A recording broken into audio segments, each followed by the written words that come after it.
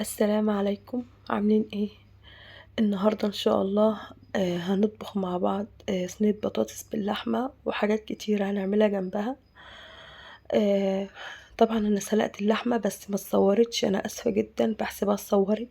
جبت كده بصلتين كبار وفرمتهم بالشكل ده، وبعد ما خدوا لون معايا ذهبي نزلت بنص معلقة صغيرة من الثوم، وبعد كده نزلت بعصير الطماطم بالشكل ده،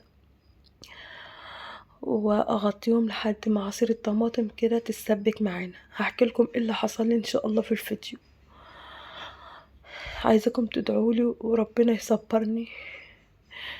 الحمد لله على كل حال، الحمد لله. هحكي لكم على كل حاجه.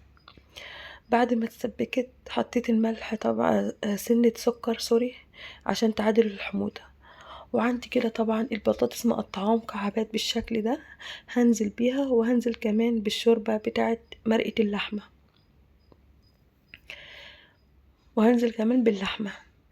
معلش يا جماعة، انا بحسب ان هي اتصورت، معلش انا اسفة. هنزل باللحمة بالشكل ده على البطاطس،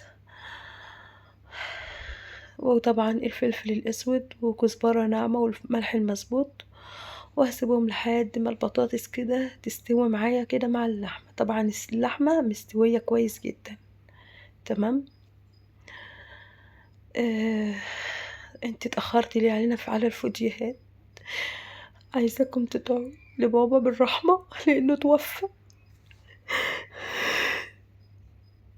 عايزة ربنا يرحمه ويغفر له، تدعوا له بالرحمة كده والمغفرة، ربنا يرحمه، ربنا يرحمه ويصبرني، ربنا يصبرني على فراقه.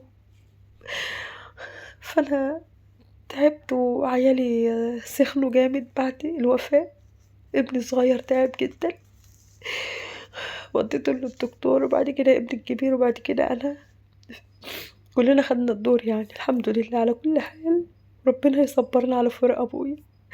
فانا قلت طبعا لازم اعمل لهم حاجة حلوة كده، لقمة حلوة لانهم تعبانين اوي، بس والله ما حد ليه نفس خالص.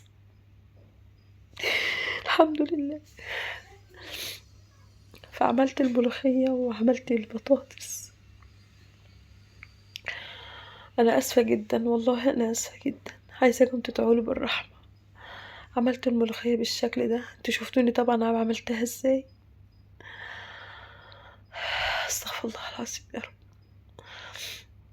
بعد ما شلت الريمة كده من الملوخية، هعمل لها الطشة. حطيت الثوم وحطيت سمنة وحطيت الكزبرة الناعمة، وهقلبهم لحد ما الثوم ياخد معايا لون كده بسيط والريحة بتاعته طلعت. اوعي تشوحي التومة قوي او تحرقيها عشان ما تغيرش كده من طعم الملوخية. اول ما تاخد بس لون بسيط كده وريحة التوم تطلع اقفلي على طول. شايفين؟ خلاص كده. هدفع عليها النار وهنزل كده بالملوخية يا جماعة. اول ما تاخد لون كده هنزل بالملوخية عليها كده. شايفين؟ ما شاء الله حلوة جدا. آه، اعمل جنبها كده رز. عايزة تطلعي الرز معاكي مظبوط، مظبوط بالظبط. حط على النص كيلو رز ربع شعرية، هيطلع معاكي مفلفل ومظبوط قوي. على النص كيلو رز ربع شعرية. واول ما الشعرية تاخد معاكي تشويحة كده ولون الذهبي ده، شايفين؟ هقلب هقلب لحد ما ياخد معايا اللون الذهبي ده. هنزل كده بالظبط بنص كيلو رز على ربع شعرية، هيطلع معاكم مفلفل وجميل جدا. هقلب الرز مع الشعرية، وبعد كده هنزل بمرقة اللحمة اللي انا سلقت بيها اللحمة، واحط الملح المظبوط.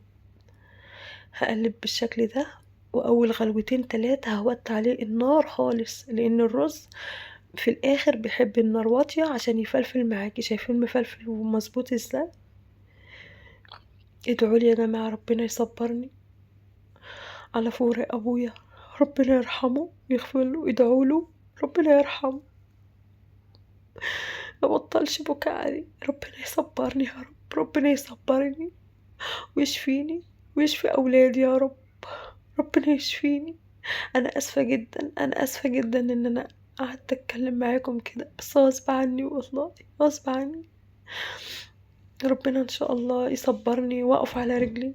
التصوير صعب والله، صعب أوي، صعب وما بالاقيش فيه مشاهدات ولا أي حاجة، والله وقفة التصوير صعبة أوي، شجعوني عشان أقدر أقف على رجلي.